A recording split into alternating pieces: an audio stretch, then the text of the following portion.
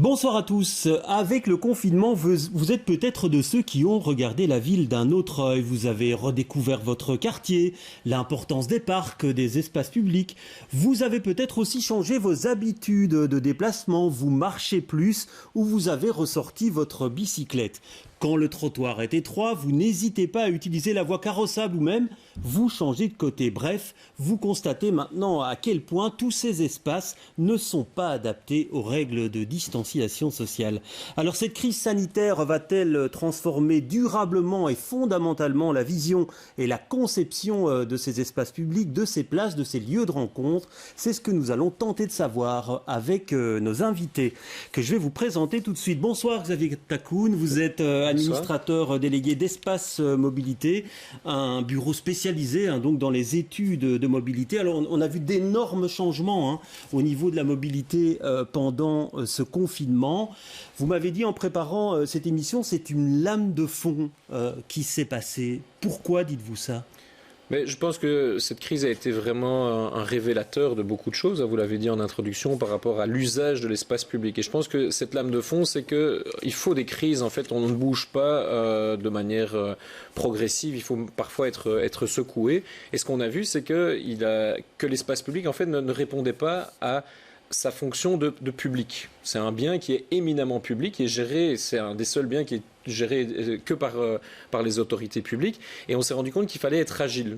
Alors qu'aujourd'hui, on est souvent dans des projets d'espace public qui prennent du temps, avec des permis, etc. Et ici, on s'est rendu compte qu'il fallait agir vite pour répondre à des besoins, surtout en milieu urbain où l'espace était restreint. Et je pense que ça, c'est une lame de fond et que les citoyens sont en demande d'une autre manière d'appréhender l'espace public. Alors, Jean-Guy Péché, bonsoir. Vous êtes ingénieur civil architecte et vous faites partie de l'équipe du Baumeister de la région bruxelloise. Alors, c'est vrai qu'on a vu beaucoup de choses qui ont été tentées pendant ce confinement. Selon vous, certains de ces aménagements, on va les détailler tout à l'heure, vont s'inscrire dans la durée ? Oui, je le pense, je l'espère. Il faut se rendre compte que cette crise, personne ne pouvait la prévoir, bien sûr, mais les urbanistes, de manière générale, avaient prévu une autre crise qui est celle du changement climatique. Et on se rend compte qu'en fait, il y a toute une série de mesures qu'on pense utile pour le changement climatique, qui s'applique aussi à la crise du coronavirus. Vous pensez à quoi précisément, pour être concret ? Travailler sur la qualité des espaces verts, travailler sur la ville de proximité, travailler sur la mobilité. Ce sont toutes des choses que les urbanistes étaient prêts à faire en vue d'une crise à plus long terme sur le changement climatique. Et on se rend compte que c'est des solutions aussi pour le confinement et la crise du coronavirus qu'on a vécu ces derniers mois. Alors Benoît Moritz, bonsoir, vous êtes urbanisme au bureau MSA. Alors on a l'impression qu'on parle de cette crise comme un accélérateur de changement. Vous avez cette impression-là aussi, vous ? Oui, je pense que la crise a été un moment révélateur en fait d'une situation de normalité et d'anormalité.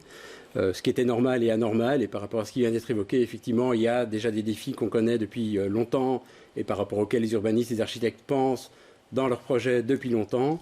Je pense à la question environnementale, la question climatique, par exemple, les problèmes de mobilité.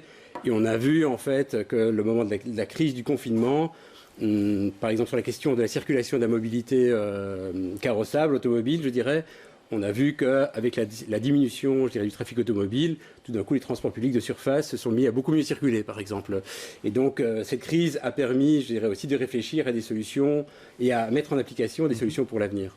Alors justement, il y a toute une série d'initiatives qui ont été prises pour adapter ces espaces publics de manière provisoire, en tout cas dans un premier temps. Ils ont évidemment, Bruxelles oblige, défrayé la chronique à certains moments et créé des polémiques. Une bande de circulation sacrifiée rue de la Loi pour en faire une piste cyclable. Des terrasses qui s'étendent un peu partout dans la ville. Des places de stationnement supprimées chaussée de Gand à Molenbeek pour permettre l'élargissement des trottoirs. Des modifications de l'espace public dictées par la crise sanitaire. C'est aussi la justification invoquée par la ville de Bruxelles pour faire du Pentagone une zone de rencontre où la vitesse est limitée à 20 km/h. Il y a beaucoup de rues et de trottoirs qui sont quand même très étroites. Et pour faire en sorte que tout le monde puisse continuer à respecter ce 1,5 mètre de distance physique, on a pris ces mesures parce qu'effectivement, tu peux légalement, juridiquement, te mettre, par exemple, quand tu es en train d'attendre pour entrer le boulanger, tu peux te mettre sur la voirie pour attendre ou pour traverser la rue. Une mesure décriée qui a fait polémique, tout comme la fermeture du bois de la Cambre, décidée en mars pour donner une bouffée d'air aux Bruxellois. Elle a suscité des critiques en pagaille, particulièrement des Uclois, qui se voyaient privés ainsi d'un accès essentiel pour rejoindre le centre-ville. C'est important que les promeneurs puissent se promener, mais c'est important aussi que les gens qui n'ont pas d'autres possibilités que leur voiture pour aller travailler puissent aussi le faire et ne soient pas bloqués. C'était important aussi que les Uclois ne soient pas asphyxiés liés au fil kilométrique de voitures. Une situation qui a poussé la ville à faire marche arrière et à rouvrir une partie du bois du lundi au samedi. Mais même avec ce compromis, les bouchons restent parfois importants et certains automobilistes ne décolèrent pas. Ouvrez ce putain de bois de la Cambre. Maintenant! Quoi qu'il en soit, la crise du coronavirus a en tout cas permis de repenser la vocation de certains espaces publics. Reste maintenant à savoir comment ces aménagements provisoires s'inscriront dans la durée. Alors question, Xavier Tacoun, on le voit, la crispation, elle est toujours de mise quand il s'agit de revoir la conception d'un espace public ici en région bruxelloise. En matière de mobilité, on l'a vu avec le bois de la Cambre, on l'a vu avec la rue de la Loi. Et pourtant, vous avez fait une enquête et 3000 personnes ont répondu. Et une des conclusions, c'est que 75% des répondants voulaient changer les politiques de mobilité. On a l'impression qu'on ne les entend pas beaucoup, hein. C'est une masse silencieuse qui est énorme, alors que ce soit 75%, 60%, est-ce que l'échantillon est tout à fait représentatif ? Pas tout à fait, mais il est quand même important. Et même quand on isole et qu'on voit au travers du mode principal des gens, du mode de transport principal des gens, et qu'il y a une partie non négligeable aussi d'automobilistes, il y a une volonté d'accélérer. C'est vraiment, on l'a dit depuis le début, c'est ce révélateur, c'est que les choses ne peuvent pas continuer de la sorte. Alors évidemment, il y a une différence entre souhaiter un changement global de mobilité et une fois qu'on est dans des projets spécifiques à l'échelle de sa rue, de son quartier, ben là on n'est pas toujours demandeur de la même manière. Mais globalement, il y a cette lame de fond de changement. On se rend bien compte dans nos villes, on l'a dit, pour plein de raisons climatiques, environnementales, pour plein de raisons. On sait que le système est en train de craquer et qu'il faut revoir, et tout converge vers l'espace public.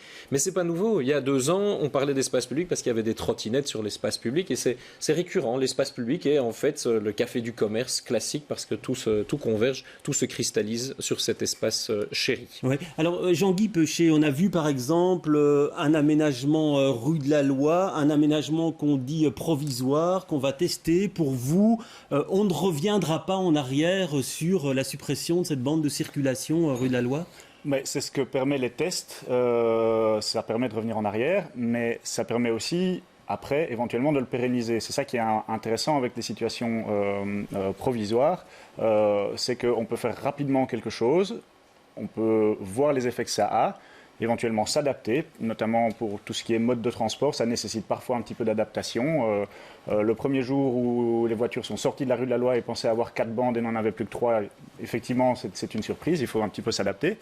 Mais ça permet de faire le bilan à la fin du test et donc éventuellement de le pérenniser. Il se peut ouais, que... Vous êtes demandeur, en tout cas. Quand on entend les urbanistes, vous dites on est en train de faire ce que les urbanistes disent, ce qu'il faut faire depuis des années. Vous êtes demandeur pour une pérennisation. Il se peut qu'à la fin, on se rende compte qu'en fait, ça a grandement amélioré la vie des cyclistes et des piétons rue de la Loi et que ça n'a pas énormément changé les conditions de roulage pour les automobilistes sur la rue de la Loi. Ouais, Xavier Tacoun, vous parliez d'agilité. C'est effectivement ce provisoire qu'on teste à un moment donné. C'est un système qui doit rentrer dans les mœurs, ça, selon vous ? Ouais, le provisoire, c'est une technique, mais je pense que l'agilité, c'est de se dire que l'espace public, il peut être traité de manière physique, on change l'infrastructure. Il peut être traité de manière temporelle, on ferme à certains moments pour certaines activités.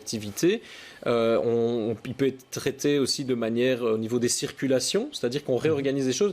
Il y a plein de manières de traiter l'espace public. Et ici, on a été plein d'innovations, on a fait des tests. Mais un test, ça prend, les habitudes se changent sur une longue période. Donc faire des tests de 15 jours, ça sert à rien. Il faut normalement 3 à 6 mois pour permettre à tout le monde de s'habituer à une nouvelle situation. La ville, c'est un organisme vivant et qui va donc muter. Et les gens vont muter progressivement par rapport à un changement de situation. Ouais, et donc pour vous, Benoît Moritz, c'était carrément une opportunité, en fait, ce qui s'est passé en termes d'aménagement. On n'aurait jamais décidé politiquement s'il n'y avait pas eu cette question de santé publique, en fait. Donc effectivement, c'est une opportunité. Et pour revenir sur ce qui a été dit, je pense qu'effectivement, s'il y a quelque chose qui fait consensus chez les urbanistes, chez les personnes qui s'occupent de la mobilité, chez les environnementalistes, c'est bien cette nécessité de diminuer la pression automobile en ville. Oui, mais en même temps, on n'a pas très bien compris, par exemple, les 20 km/h dans tout le Pentagone, la manière dont ça a été fait, ça a suscité beaucoup d'interrogations en se disant c'est juste pas applicable. Oui, parce qu'il y a peut-être des questions d'aménagement qui doivent suivre. Donc il y a déjà le précédent du piétonnier bruxellois où la question avait été posée de est-ce qu'on peut fermer l'ouverture du centre sans faire des aménagements spécifiques. Précédemment, à Bruxelles, on avait aussi fait un piétonnier Walking Madou. Là, on avait traité l'espace public et le sol pour rendre clairement lisible la dimension piétonne. Et donc, il y a quand même aussi, c'est vrai, toute cette question des mesures d'accompagnement au niveau de l'aménagement. Ouais. Et donc, par rapport à ça, on a vu aussi des aménagements provisoires, des piétonisations provisoires. On va voir quelques images du quartier Saint-Boniface, où il y a un petit piétonnier qui est créé, en tout cas jusqu'au 31 août. C'est la première étape. Là encore, vous pensez que finalement, occuper l'espace public par des citoyens, des tables, des terrasses, c'est quelque chose qui va devenir plus normal à l'avenir ? Comme Xavier l'a dit, effectivement, l'espace public, c'est vraiment un bien commun. Et pour le moment, il est en partie privatisé pour y mettre sa voiture. Pour y mettre un bien, il est grandement privatisé pour y mettre un bien privé. Beaucoup de gens ont des voitures, donc beaucoup de gens le privatisent, donc c'est une forme de communautarisation. Mais il y a beaucoup de gens qui n'ont pas de voiture et qui espèrent pouvoir utiliser cet espace public pour faire d'autres choses, pour jouer, pour aller en terrasse notamment. Et donc oui, ces piétonniers qu'on voit apparaître à certains endroits, c'est tout à fait pertinent aussi en été. En été, il y a moins de monde, il y a plus de soleil, on a envie peut-être d'être plus souvent à l'extérieur. C'est très intéressant de pouvoir explorer ces temporalités-là, de pouvoir explorer différentes manières d'utiliser l'espace public et pas uniquement pour circuler et garer sa voiture. Je pense notamment aussi à un exemple assez intéressant, c'est les rues scolaires. Le matin, on ferme une rue parce que c'est plus important pour les parents et les élèves d'une école d'être en sécurité en sortant que de circuler à ce moment-là. Et puis, une fois que l'école est ouverte, on peut éventuellement retourner avec ses voitures dans ces rues-là. Ouais. Alors, vous pensez, Xavier Takoun, qu'on va arriver effectivement dans ce mode d'aménagement où on décidera pendant un temps, pendant une période, on pense à l'été évidemment pour les terrasses, on décidera d'adapter un espace public ? Je pense, ça existe dans beaucoup de villes. Paris ferme des rues tous les dimanches depuis des années par rapport permettre aux gens de circuler de manière plus agréable. Je pense que c'est vraiment ça, cette agilité. Mais il ne faut pas toujours être dans des tests, on va faire des choses permanentes aussi, mais se rendre compte que si on regarde une ville comme Copenhague, qui est toujours citée comme une ville qui a muté en matière de mobilité, en 25 ans, il faut le rappeler, c'est pas comme ça que ça s'est fait. Mais ils font ça de manière assez pragmatique. On aime bien l'esthétique. À Bruxelles, on fait les choses de manière qualitative, on fait des beaux espaces, mais ça prend une éternité. Et donc, de temps en temps, il faut pouvoir faire des choses juste de manière pragmatique. Et c'est ce qu'on a fait pendant la crise. Et on se rend compte qu'il faut aller vite maintenant. On n'a plus le temps, indépendamment de la crise du coronavirus, il faut aller vite par rapport à plein d'enjeux de remise en emploi, d'environnement, de santé publique. Il y a plein de choses qui nécessitent ce rééquilibrage. Et donc, il faut aller de l'avant. Ouais. On a vu aussi, Benoît Moritz, à un moment, un sous-dimensionnement des espaces publics, des trottoirs trop petits. Est-ce que là-dessus, ça va amener, pensez-vous, à une modification des règles d'urbanisme ? Donc les règles d'urbanisme imposent qu'il y ait une largeur minimum de trottoir d'1,50 m, et on voit bien aujourd'hui que ce 1,50 m, il est trop réduit. Donc il faut arriver à concevoir des espaces publics qui soient plus larges, plus généreux pour les piétons, dans des rues existantes, mais également dans les nouveaux projets urbains qui vont se développer. Alors on irait vers quoi ? En double ou en triple ? Il faut quelque part surdimensionner les espaces publics pour qu'ils puissent être beaucoup plus résilients dans leur future transformation, dans les futurs aménagements. Peut-être un point par rapport à ce qui a été dit, on parle beaucoup de l'aménagement des espaces publics pour les terrasses, la mobilité douce, etc. L'espace public, c'est aussi quelque part un élément qui va contrebalancer l'exiguïté des logements. Donc il y a pas mal de personnes qui vivent mal à Bruxelles, on le sait bien, plus ou moins 35 000 personnes, quarantaine de mille de ménages qui attendent sur les listes de logements sociaux. Par rapport à ces personnes-là, et la question de l'exiguïté du petit logement, l'espace public, est aussi une manière, quelque part, de pouvoir décompresser et de pouvoir être un peu desserré dans la ville. Un autre élément, c'est la question des transports publics. On a beaucoup travaillé, où il y a des projets par rapport à l'aménagement de pistes cyclables, etc. Moi, je pense qu'il faudrait aussi également se saisir du moment actuel pour penser à l'aménagement de sites propres provisoires, pour tester également des aménagements pour des transports publics de surface qui sont souvent coincés dans la circulation, pour lesquels la STIP a souvent des plans de réaménagement, mais qui sont bloqués. je pense que c'est l'opportunité, dans la période actuelle, de tester ces aménagements et de voir comment est-ce qu'ils peuvent impacter ou pas la circulation locale et d'en tirer des conséquences, comme pour les pistes cyclables. Pour les bus, pour les trams, c'est également le moment pour la STIB de tester ces aménagements. Oui, une question encore, Xavier Takoun. Dans votre enquête, 30% de répondants disent on va moins prendre les transports en commun, donc ça va avoir une conséquence pour la fréquentation de ces transports en commun. Est-ce qu'il n'y a pas une crainte de retour à l'utilisation massive de la voiture à cause des risques sanitaires ? Il y a un risque réel et il est en train de se réaliser, mais il y a aussi des choses positives. On voit que les grands gagnants de cette crise, ce sont le télétravail. Et je préfère parler de travail flexible parce que les gens vont pouvoir aussi devenir plus agiles, partir un petit peu plus tard, pas nécessairement toujours télétravailler. Et puis l'autre grand gagnant, c'est le vélo. Ça, c'est clair. Les vélocistes n'acceptent plus aucun entretien avant 2 ou 3 mois. Tous les magasins ont été dévalisés. Et donc là, il y a vraiment cette nécessité aussi de se dire que la mobilité de demain, elle risque d'être bien pire que celle qu'on a connue avant parce qu'il va y avoir ces changements de comportement. Et ça, on ne peut pas le risquer. Bien pire, vous voulez dire quoi ?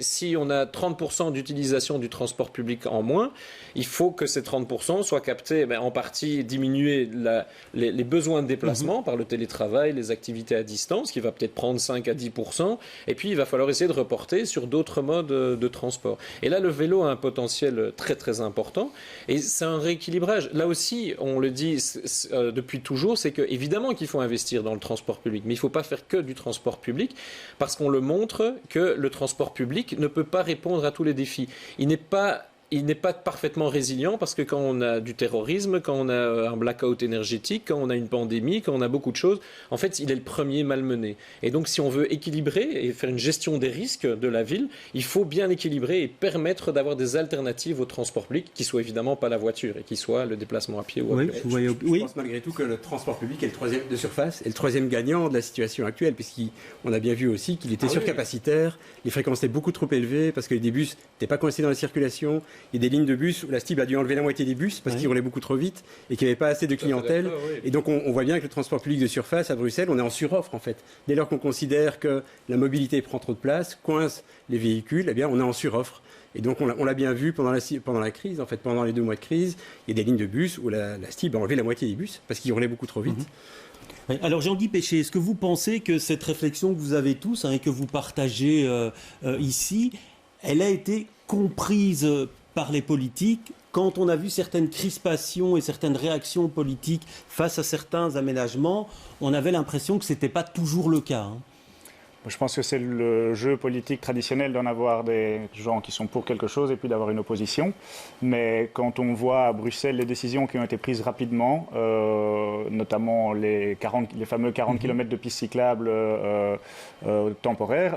qui sont loin encore d'être tous réalisés. Ces aménagements temporaires, il y a encore pas mal de pain sur la planche. Mais la décision, pour des raisons pratiques, elle a été prise rapidement. Donc, mais très critiquée par les partis qui étaient dans l'opposition. Donc on arrive à un jeu politique... on va dire traditionnel, si vous me permettez cette expression. Oui, c'est exactement ce que je Selon j'ai vous, dit. est-ce qu'il reste aujourd'hui une différence entre partis politiques sur les visions de mobilité, Xavier Takoun ? Vous qui travaillez avec beaucoup de communes et beaucoup de pouvoirs différents. Ma vision des choses, c'est que les partis sont mal pris et les cellules bruxelloises sont mal pris entre un parti et sa base qui globalement n'est pas aussi toujours avant-gardiste, mais globalement à Bruxelles on sait qu'il n'y a pas d'autre solution que de changer et on voit bien que en fait au niveau bruxellois tout le monde converge vers cela, mais il y a des personnes assez importantes dans le parti qui vont parfois faire des sorties tonitruantes en disant que ça c'est on parle de Georges-Louis Bruxelles. Boucher par exemple, le président du MR, par rapport à la piste cyclable rue de la Loi. C'était une réaction, une volée de bois vert contre cet aménagement. Assez simpliste, très honnêtement, et pas en phase avec ce que pensent ses homologues bruxellois. Oui, exactement. Les gens qui ont réagi par rapport à la piste cyclable rue de la Loi sont des gens qui n'habitent pas Bruxelles.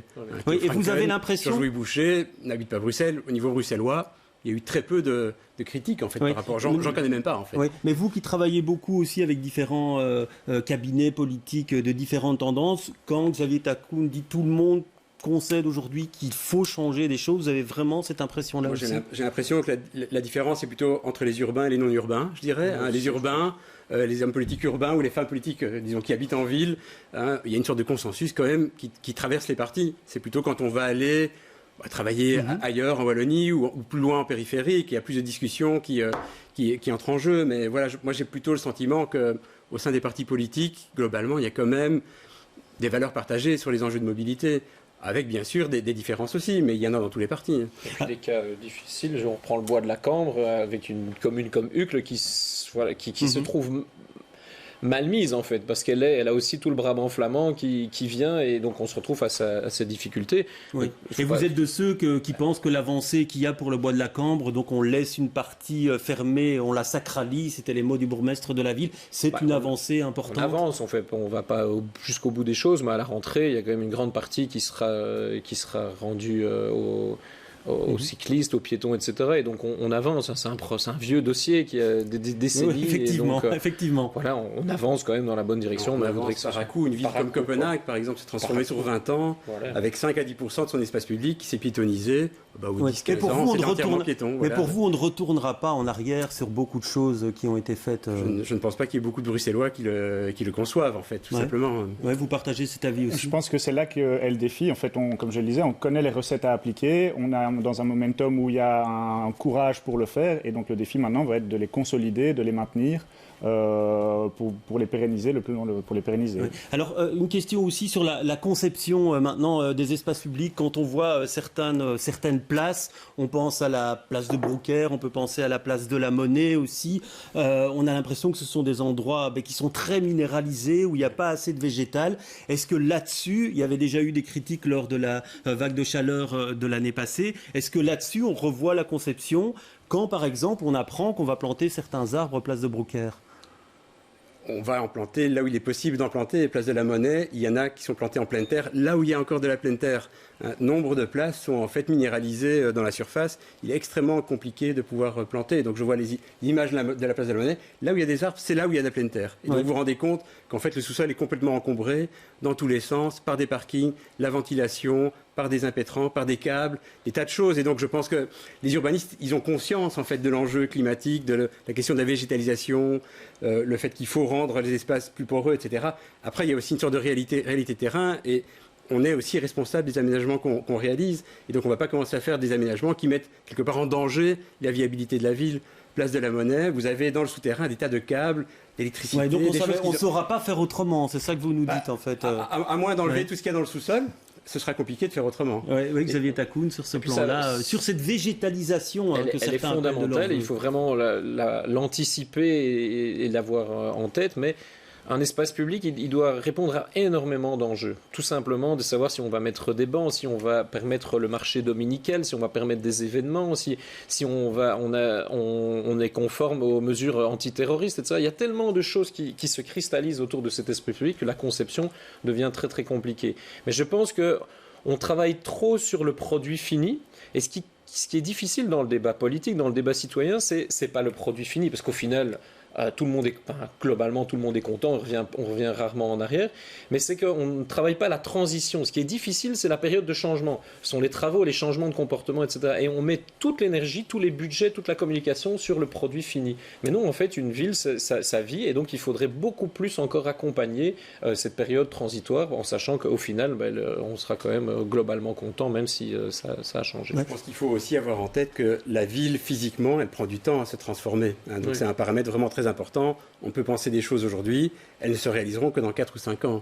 Et d'ici 4 ou 5 ans, beaucoup de choses pourront encore déjà avoir changé. Ouais, on pourrait dire aussi que la pratique sportive, qu'on a vu s'intensifier pendant ce confinement, va peut-être aussi changer à certains moments, certains aménagements. Ce qui était intéressant aussi pendant la période du confinement, c'est qu'on a vu on a vu des nouvelles pratiques d'occupation de l'espace public. Donc le sport, par exemple, s'est réellement développé. Ce qu'on a vu aussi, c'est d'autres formes de moments de sociabilité s'organiser dans l'espace public, des apéros entre voisins dans la rue, par exemple. Dans ma rue, il y a eu ça, dans d'autres quartiers de Bruxelles également. Donc, il n'y a pas uniquement la mobilité qui a fait évoluer l'espace public, mais aussi des pratiques de sociabilité, d'usage, etc. Alors, dernière question, vous avez employé... chacun d'entre vous, je pense, le mot de résilience. À un moment donné, il faut une ville plus résiliente. Qu'est-ce qu'on entend par là, une ville plus résiliente ? Donc la résilience, pour le définir très simplement, c'est la capacité à absorber les crises, à revenir à un état après une crise. Une ville résiliente, ce sera une ville qui nous permet de vivre encore de manière confortable après la prochaine crise. On ne sait pas quelle elle sera. On a un petit peu l'impression que la crise climatique est importante et on se rend compte que ces solutions-là, je l'ai déjà dit, sont intéressantes. Mais donc ça implique d'avoir une ville qui soit diverse, qui soit mixte, où on ait plusieurs solutions qui puissent s'offrir à nous. Je pensais simplement, quand l'ascenseur est en panne, on est bien content de prendre l'escalier, et quand on a une jambe d'emplâtre, on est bien content de prendre l'ascenseur, parce qu'on a les deux. Une ville résiliente, ce sera quelque chose qui permet d'avoir plusieurs solutions aux futures crises inconnues qui vont s'offrir à nous. Oui, Xavier Takou, je vous demanderai une réponse rapide. La ville est devenue plus résiliente ces derniers mois? C'est pas la ville qui est devenue plus résiliente, c'est la capacité de décision qui tend vers la résilience. C'est-à-dire qu'on a accéléré le processus de décision. On était parfois un peu moins dans la concertation, mais à un moment, la démocratie est importante, mais il faut pouvoir avancer. Et ici, on était face à cette nécessité d'accélération. Dernier mot, il reste moins de 20 secondes. Par rapport à la question de la résilience, je pense qu'une ville résiliente, c'est une ville qui reste attractive, où l'attractivité reste un élément très important, malgré toutes les crises et les défis auxquels la ville sera confrontée les prochaines années. Par rapport à la résilience, je pense que les habitants de Bruxelles ont été extrêmement résilients en s'adaptant à la situation, en innovant, en étant imaginatifs, y compris par rapport à l'espace public. Mais merci en tout cas pour ce message finalement optimiste à l'issue de cette crise et de ce confinement.